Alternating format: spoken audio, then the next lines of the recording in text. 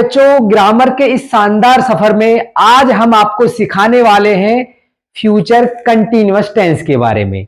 तो चलिए बच्चों, इस टेंस को हम शुरू करते हैं।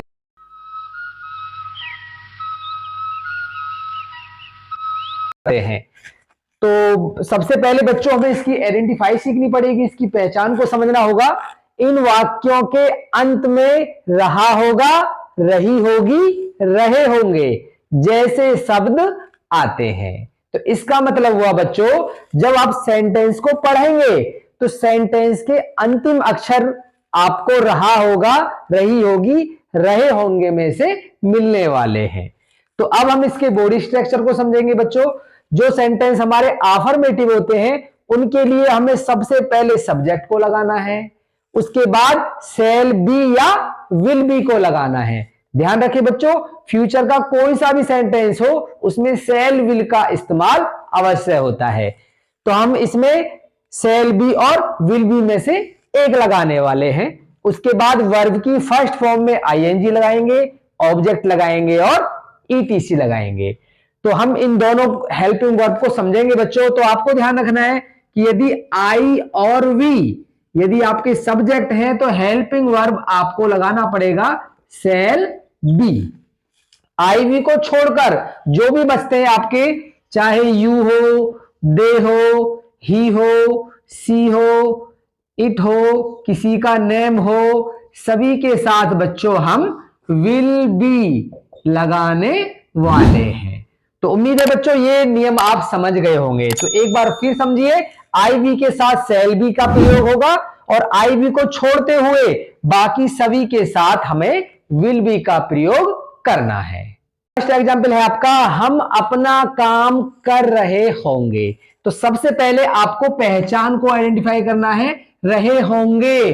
तो हमारा पहचान में रहे होंगे दिया हुआ है, इसका मतलब है आपका सेंटेंस पहचान को बिलोंग कर रहा है। तो अब हम सेंटेंस को बनाना शुरू करेंगे।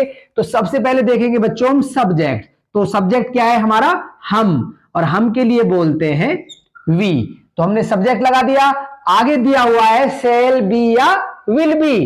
तो मैंने आपको बताया था कि आई वी के साथ शैल बी का प्रयोग होता है, बाकी के साथ विल बी का प्रयोग होता है। तो हमें वी के साथ लगाना पड़ेगा शैल बी। आगे चलेंगे बच्चों, वर्ब की फर्स्ट फॉर्म। तो वर्ब है इसमें काम करना, मतलब करना। तो करना को बोलते हैं डू और आईएनजी लगा के बनेगा ये डूइंग। इसके बाद ऑब्जेक्ट है अपना काम। तो हम के साथ अपने की अंग्रेजी लगाते हैं आवर वर्क। तो इस तरह से सेंटेंस तैयार हुआ, we shall be doing our work. तो और अच्छे से समझने के लिए बच्चों हम एक एग्जाम्पल और फॉलो करेंगे। तो तुम कल गांव जा रहे होंगे। तो देखो रहे होंगे इसमें भी आया हुआ है। तो हम सब्जेक्ट को ढूंढेंगे, पहले सब्जेक्ट है तुम, तो तुम के लिए लगाएंगे हम यू। तो यू के साथ बच्चों लगता है हमारा विल बी, क्योंकि यू ना तो आपका आई है ना ही आपका वी है, ये यू है। तो यू के साथ हमें विल बी को लगाना पड़ेगा। इसके बाद हमें वर्ब की फर्स्ट फॉर्म लगानी है जो है इसमें जाना। जाना को बोलेंगे गो और आईएनजी लगा के बनेगा गोइंग। उसके बाद हमें लगाना है बच्चों ऑब्जेक्ट जो है गांव।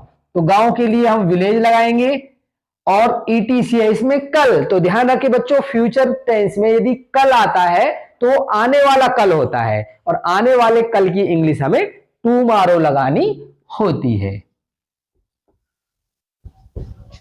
तो इस तरह से आपका सेंटेंस रेडी होगा, you will be going to village tomorrow.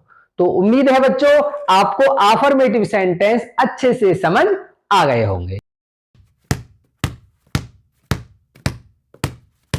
बात करेंगे नेगेटिव सेंटेंस के बारे में।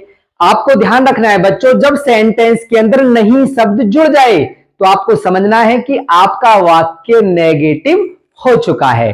तो नेगेटिव बनाने के लिए बच्चों हमें इस बॉडी स्ट्रक्चर को फॉलो करना होगा।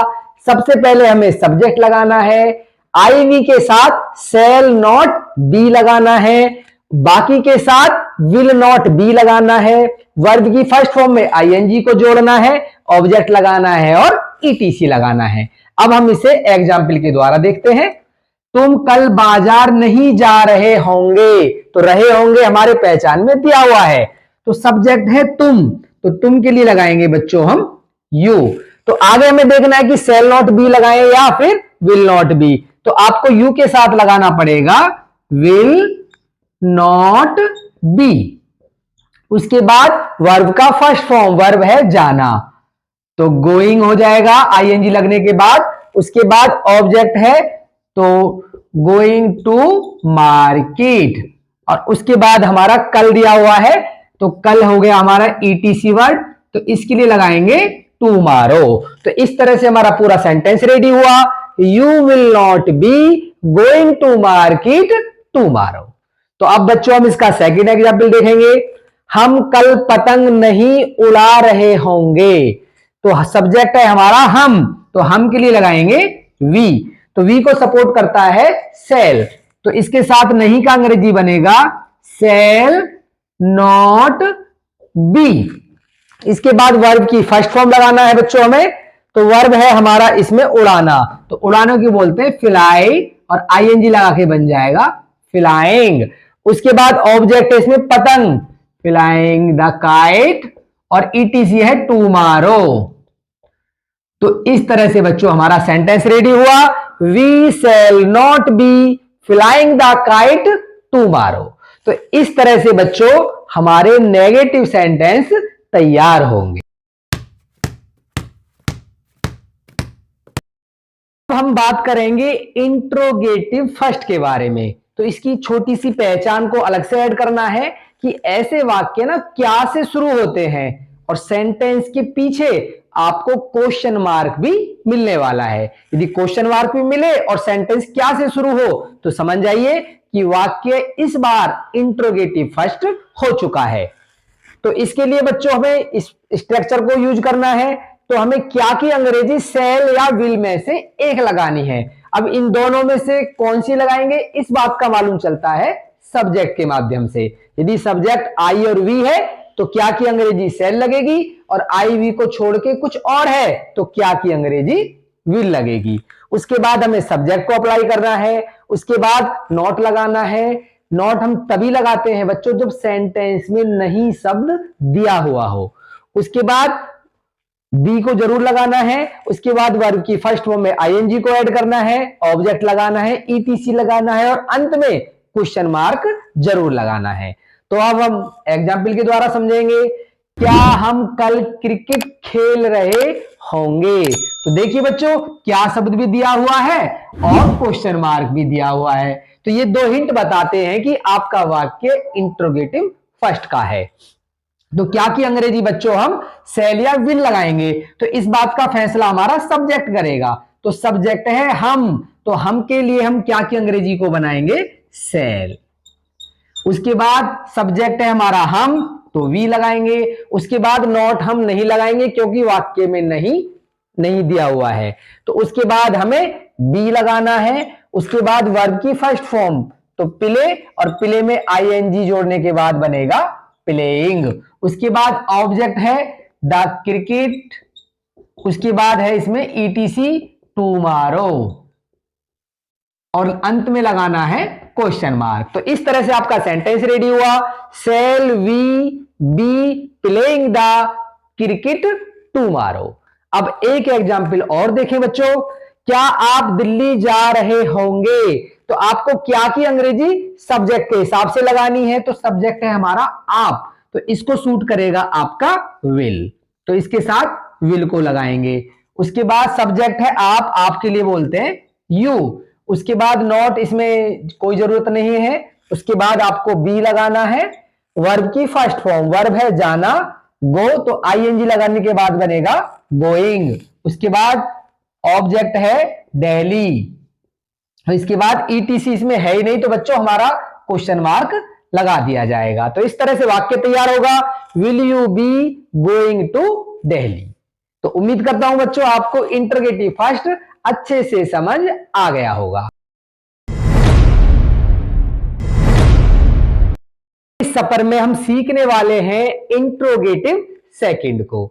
तो इंट्रोगेटिव सेकंड की बहुत ही इजी सी पहचान है बच्चों, सेंटेंस के पीछे आपको क्वेश्चन मार्क मिलेगा और सेंटेंस के बीच में आपको एक क्वेश्चन वर्ड जरूर मिलेगा।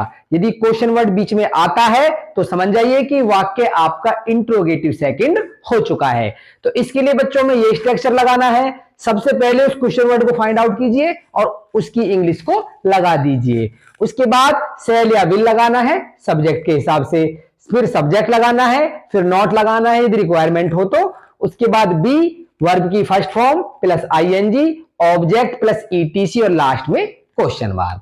तो अब हम इसके वाक्य को देखेंगे। हम कल खाना कब खा रहे होंगे। देखो क्वेश्चन मार्क बता रहा है इंट्रोगेटिव है, और ये जो कब है ये बता रहा है हमें कि इंट्रोगेटिव सेकंड है। तो फार्मूला फॉलो करें बच्चों। तो क्वेश्चन वर्ड क्या है आपका कब, तो कब के लिए लगाएंगे हम व्हेन लगाते बच्चों। उसके बाद सेल विल सब्जेक्ट के हिसाब से, तो सब्जेक्ट है हम, तो हम के हिसाब से लगेगा हमारा सेल। उसके बाद हम के लिए लगाएंगे वी, उसके बाद नॉट की जरूरत नहीं है तो बी लगाना है। फिर वर्ब की फर्स्ट फॉर्म है इसमें खाना, तो ईट का ईटिंग हो जाएगा। ऑब्जेक्ट है बच्चों इसमें द फूड, और ईटीसी है इसमें टुमारो, तो और लास्ट में लगाना है क्वेश्चन मार्क। तो इस तरह से सेंटेंस रेडी हुआ। When shall we be eating the food tomorrow. सेकंड वाक्य देखेंगे बच्चों, वह लड़का पुस्तक क्यों पढ़ रहा होगा। देखो रहा होगा पहचान बता रही है कि हमारा फ्यूचर कंटिन्यूअस का टेंस है, क्वेश्चन मार्क और क्यों बता रहे हैं कि इंट्रोगेटिव सेकंड है। तो क्यों की अंग्रेजी लगानी है बच्चों स्टार्टिंग में हमें वाई लगा दिया। उसके बाद शैल या विल, तो वह लड़का के साथ सपोर्ट करेगा विल। उसके बाद सब्जेक्ट है दैट बॉय। उसके बाद नॉट की रिक्वायरमेंट नहीं है तो हमें लगाना पड़ेगा बी जो कंपलसरी है।